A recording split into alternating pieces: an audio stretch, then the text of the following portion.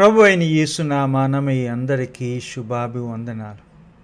ఈ పెంతుకొస్తు ఆదివారమున లూకా సువార్త 4వ అధ్యాయము 16వ వచనం నుండి 21వ వచనం వరకు మనం ధ్యానించబోతున్నాం.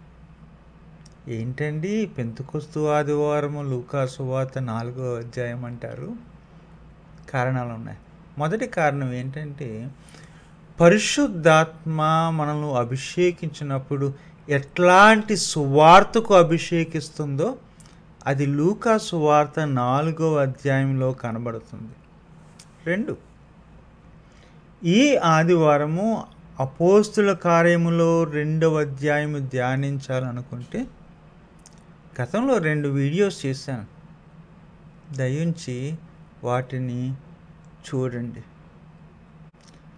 ఈ లూకా సువార్త 4వ అధ్యాయము 16 నుండి నిజానికి 30వ వచనం వరకు వెళ్తే అక్కడ 2 ఎమోషన్స్ రెస్పాన్స్లో కనబడతాయి. ఆయన మాట్లాడుతూ ఉన్నప్పుడు సమాజ మందిరములో నుండి 2 ప్రతిస్పందనలు వచ్చినాయి. ఒకటి ఏంటంటే అబ్బురపడ్డారు, ఆశ్చర్యపడ్డారు, వావ్ అన్నారు. చివరికి వచ్చే లోపలికి ఆగ్రహించారు, చంపేద్దాం అని అనుకున్నారు. ఏంటండి ఆశ్చర్యపడడానికి కారణం ఏంటి? ఆగ్రహించడానికి, చంపడానికి ప్రయత్నించడానికి కారణం ఏంటి? 2 కూడా జెంటిల్ రెస్పాన్సెస్ కాదు. ఆశ్చర్యం, ఆగ్రహం. ఇలాంటి ఇంటెన్స్ రెస్పాన్స్కి కారణం ఏంటి అని మీకు ప్రశ్న రావచ్చు. కారణాలు ఉన్నాయి, చెప్తా. జ్ఞాపకం ఉందో లేదు కానీ కపెర్నహూము నుండి నాజరేతు సొంతూరు యేసయ్య రావడం. అక్కడ ఒక మాట రాయబడి ఉంది, వాడుక చప్పున ఆయన సమాజ మందిరముకు వెళ్ళడం జరిగింది. ఈ రోజుల్లో చాలామంది వాడుక అన్న పదానికి అలర్జీ. ఏంటండి మరీ ట్రెడిషన్ ఫాలో అవ్వాలా అంటారు. లూకా సువార్తను జాగ్రత్తగా గమనిస్తే మొదటి అధ్యాయం నుండి వాడుకల విషయంలో యేసయ్య యొక్క కుటుంబం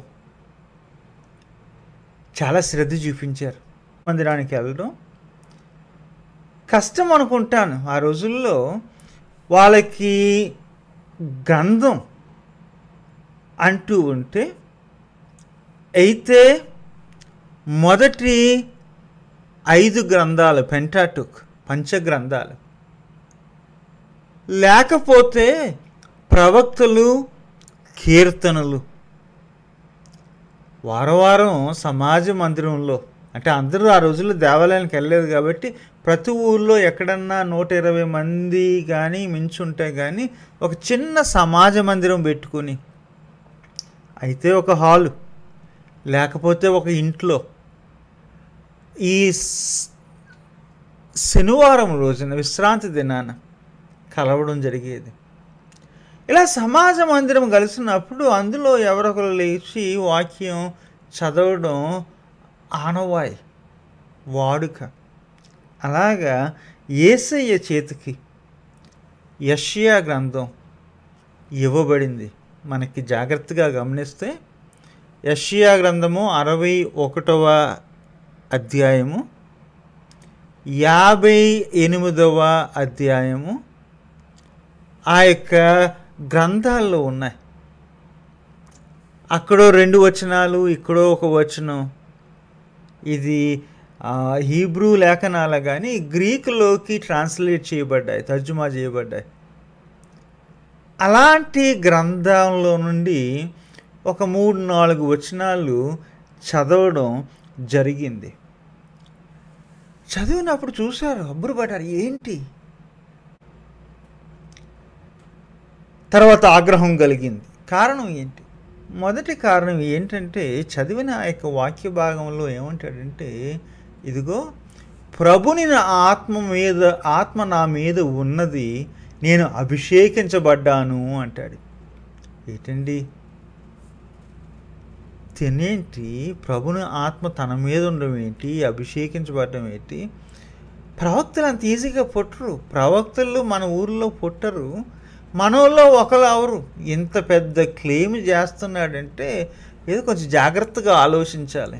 ప్రభు ఆత్మ నా మీద ఉంది, నేను అభిషేకించబడ్డాను, నేను పంపబడ్డాను అన్న ఆ యొక్క క్లెయిమ్ ఉంది కదా, అది వాళ్ళకి ఆశ్చర్యాన్ని కలిగించింది. దేనికి ప్రభు ఆత్మ నా మీద ఉంది అని చెప్పడం? దీనులకు సువార్తను ప్రకటించడానికి. గొప్ప వాళ్ళకి సువార్త అంటే పర్లేదు, ఇది ఏకంగా ఎవరికి సువార్త అంట? దీనులకు సువార్త అంట. ఓ మాట చెప్తాను, దీనులకు సువార్త, ధనికులకు సువార్త కాదు. అది కఠినమైన వార్త.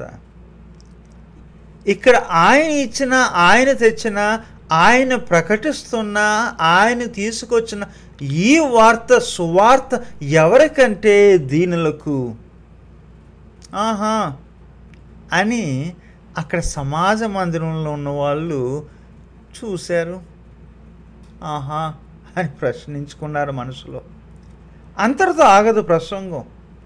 ఆ వచనాలు 3వ మెట్టి ఏంటి అంటే, చెరలోనున్న వారికి విడుదల. ఉరుకునే పడతాం ఏంటి ఎవరినైనా చెరలోని? అలాంటి వాళ్ళకి విడుదల ఏంటి?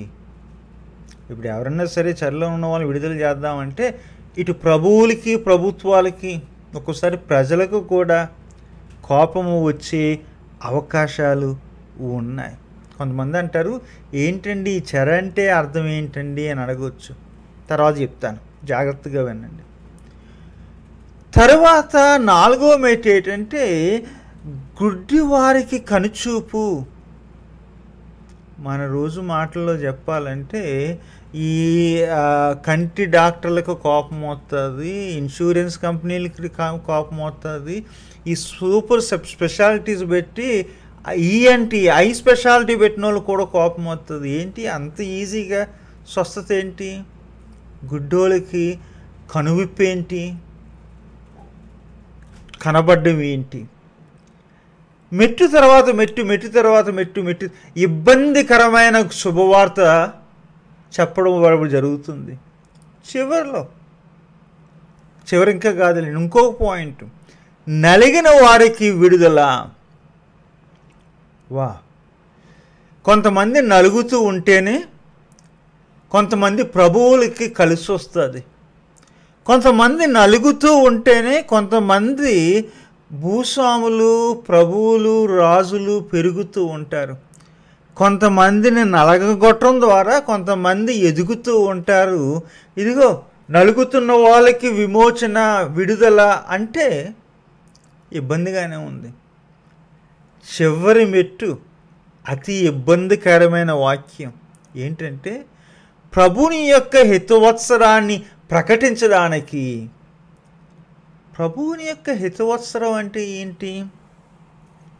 లేవీకాండం 25వ అధ్యాయం 8వ వచనం నుండి చదువుతుంటూ ఉంటే, 7 ఏళ్ళు 49, ప్రతి 7వ సంవత్సరం విశ్రాంతి, 7వ రోజు విశ్రాంతి, 7వ సంవత్సరం విశ్రాంతి, అలాగ 7 సంవత్సరాల విశ్రాంతి 7 అయిన తర్వాత 50వ సంవత్సరాన్ని హితవత్సరము, ఆమోదయోగ్యమైన సంవత్సరము, ప్రభుని యొక్క సంవత్సరము అని చెప్పి నమ్మేవారు.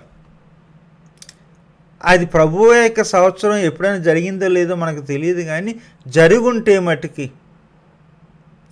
అది అల్లకల్లోలమే. అది ప్రభువునికి ఇష్టం కానీ ప్రజలకి ఇష్టం కాదు. జరుగుంటే అది వివాదాస్పదము, విప్లవాత్మకం. ఆ హితవస్త్రంలో జరిగే 4 ఉన్నాయి. ఒకటి, భూమికి విశ్రాంతి. ఏ భూస్వామి, ఏ రైతు ఇదిగో ఒక సంవత్సరం నేను నాటను కొయ్యను అని చెప్పి భూమికి విశ్రాంతి ఇస్తాడు? దోచినంతకాలం దోచేసుకుంటాం. సంవత్సరంలో ఒక పంట చాలక 2-3 పంటలు వేస్తాం. ఇలాంటి మనుషులు ఆ రోజుల్లో కూడా ఉన్నారు. వాళ్ళకి ఇదిగో 6 సంవత్సరాలు అలాగా భూమిని దోచుకున్నారు. కాబట్టి భూమికి విశ్రాంతి ఇవ్వండి, భూమికి దూరంగా ఉండండి, నాటొద్దు, కొయ్యొద్దు, భూమిని దోచుకోవద్దని చెప్పేసి ఆ యొక్క హితవత్సరానికిలో చేయాల్సిన పనుల్లో ఒక పని భూమికి విశ్రాంతి ఇవ్వడం. 2, ఎవరన్నా మీకు అప్పులు పడ్డారంటే ఆ అప్పును మీరు క్యాన్సిల్ చేసేయండి, రద్దు చేసేయండి. ఊహించండి, అప్పులు ఇచ్చే వాళ్ళకి ఇదిగో 50వ సంవత్సరం వచ్చింది, ఇక వాళ్ళ దగ్గర మీరు అప్పు తిరిగి అది ఇచ్చిన బాకీ ఉన్న బాకీని తిరిగి తీసుకోవద్దంటే ఎంత కోపం వస్తుంది. హితవత్సరము దేవునికి హితం కానీ అప్పులిచ్చే వాళ్ళకి హితం కాదు. 3, మీలో ఇశ్రాయేల్లో ఎవరైనా సరే ఎదురు రోజులు బాగోక ఆ అప్పో ఇప్పో తీసుకొని ఏదో మేలు పొంది, అయ్యా ఇదిగో మీ ఇంట్లో బానిసగా ఉంటానని చెప్పేసి మీ దగ్గరికి వచ్చి బానిసగా ఉంటే హితవత్సరంలో ఏం చేయాలంటే ఆ బానిసకు స్వేచ్ఛ ఇచ్చేయాలి. ఊహించండి, ఇంతకాలం ఇంట్లో పెట్టుకుని చౌకగానో ఉచితంగానో వెట్టి చాకరీ చేయించుకుని ప్రొద్దుటి నుండి సాయంకాలం వరకు అవతలోళ్ళకి బాగున్నా బాగోపోయినా మనకు కావలసిన పనులన్నీ చేయించుకున్న తర్వాత హితవత్సరంలో ఇదిగో ఇక నువ్వు నా దగ్గర బానిసవు కాదు, స్వేచ్ఛగా పో అనడానికి ఎవరిష్టపడతారు? ఏ మోతుబారి, ఏ పెద్ద మనిషి తన యొక్క బానిసను స్వేచ్ఛగా పోనిస్తాడు? అది యెహోవాకి హితం కాదు, హితమే కానీ ఈ యొక్క మోతుబారులకి హితము కాదు.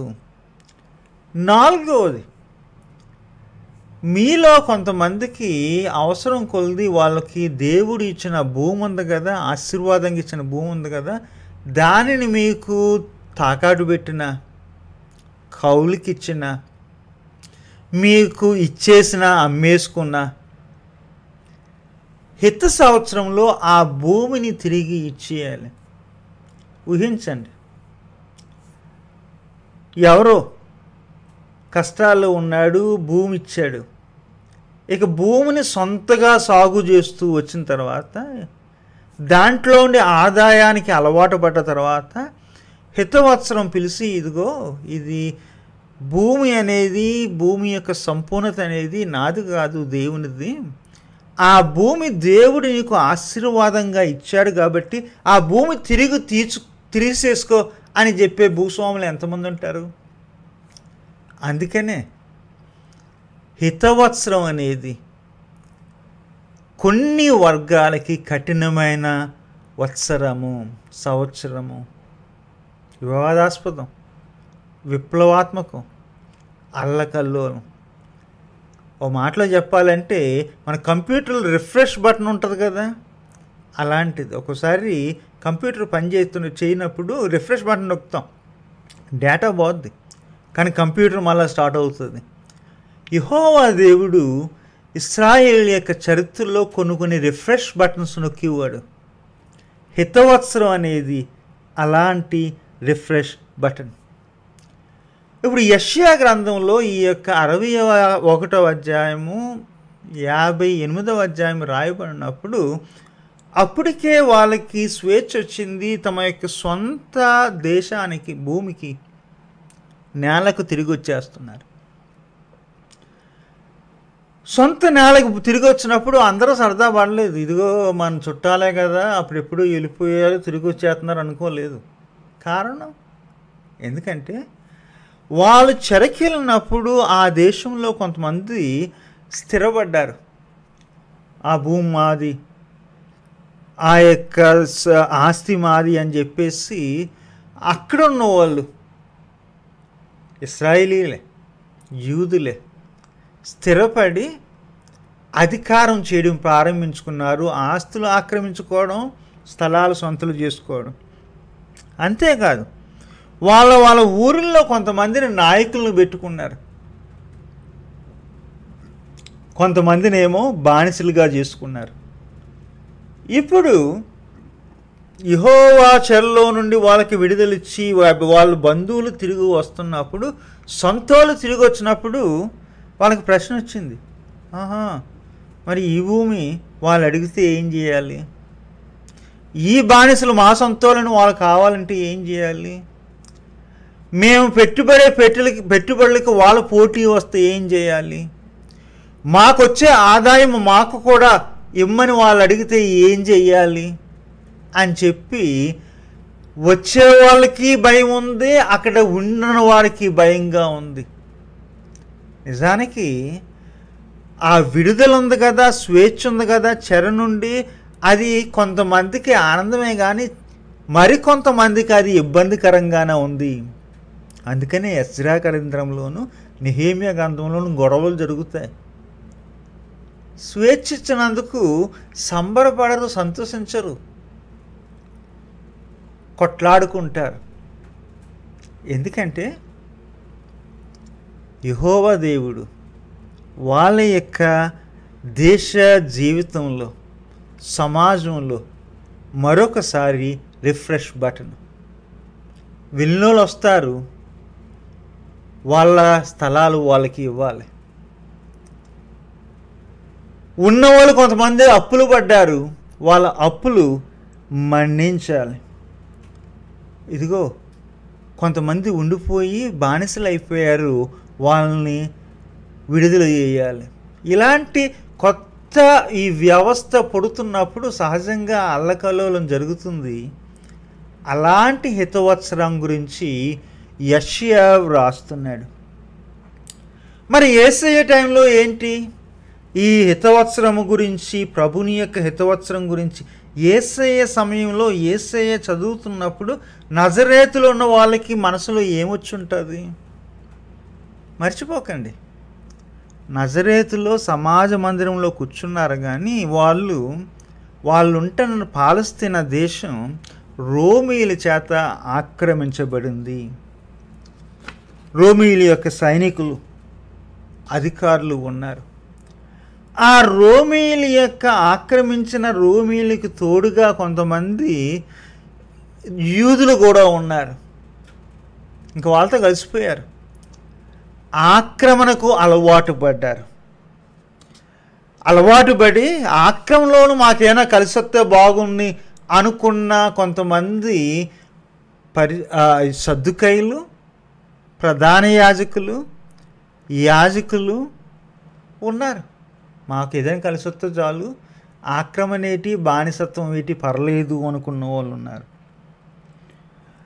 నజరేతులో ఉన్న వ్యవసాయం అలవాట్లు దేని నీడలో మారినాయి, దేని లేనిలో పెరిగినాయి అంటే ఆ రోమా సామ్రాజ్యపు ఆక్రమణ నీడలో పెరిగినాయి. పన్నులు, అప్పులు, బానిసలు, యజమానులు, వీటన్నిటి గురించి మీరు సువార్తల్లో చదువుతారు. పేదలు దేనికి అలవాటు పడ్డారు? ఆకలికి అలవాటు పడ్డారు. 3 రోజులు భోంచేయలేదంటే తిన్నామా లేదా అన్న తేడా తెలియలేదు.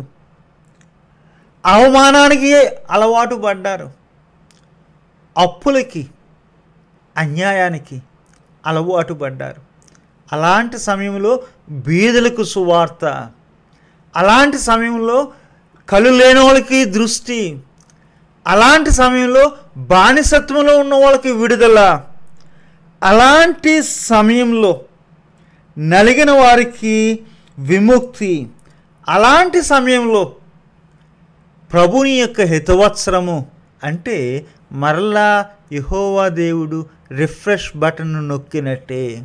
అల్లకల్లోలం, వివాదాస్పదం, విప్లవాత్మకం. ఈ యొక్క సంఘటనను లూకా రాస్తున్నాడు, చెబుతున్నాడు. ఇదిగో యేసయ్య తన యొక్క సేవను ప్రారంభించినప్పుడు బాప్తిస్మం జరిగింది. బాప్తిస్మంలో ఆత్మ దిగి వచ్చింది. తర్వాత అరణ్యంలో శోధన, కపెర్నహూము వెళ్ళడం జరిగింది. అక్కడ అందరికీ మెచ్చింది ఆయన యొక్క బోధ. కానీ సొంతూరు వచ్చినప్పుడు సొంతూరులో కొంతమందికి రిఫ్రెష్ బటన్ నొక్కినట్టు అనిపించింది. ఇబ్బంది, వివాదాస్పదం, విప్లవాత్మకం, అల్లకల్లోలంగా కనబడింది. కారణం ఏంటి? ఒకటి, లూకా సువార్త చదువుతున్న వాళ్ళలో కొంతమంది అప్పటికే క్రీస్తు శకము 70వ సంవత్సరంలో జరిగిన ఆ యొక్క అవమానాన్ని చూశారు. సొంత ప్రజలు చాలామంది అవమానించబడి చంపబడ్డారు. వాళ్ళ యొక్క మహానగరం యెరూషలేము నగరము శిథిలం చేయబడింది. ప్రాణం వాళ్ళకి ఆ మందిరం. ఆ ప్రాణాన్ని రోమీలు వచ్చి నాశనం చేశారు, బద్దలు కొట్టారు, పడగొట్టారు. ఓటమి, అవమానం, సొంతంలో పోగొట్టుకున్న బాధ. ఈ బాధలో ఏంటంటే వాళ్ళు జాతీయ భావాలు పెరిగిపోయినాయి. ఎదుటోల్ని బయటోల్ని అనుమానించడం, అవమానించడం ప్రారంభించారు. దేవుని కార్యము మా మధ్యనే జరుగుతుంది, ఎదుటోళ్ళ మధ్యన జరగదు అన్న ఆ టైంలో యేసయ్య ఏలియా కథ, ఎలీషా కథ, సరాఫీత్ ఒక విధవ. ఇశ్రాయేల్లో చాలామంది విధవలు ఆకలితో ఉన్నారు, కానీ దేవుడు తన యొక్క కార్యాన్ని అవతల నుండి స్టార్ట్ చేశాడు అని జ్ఞాపకం చేయడం.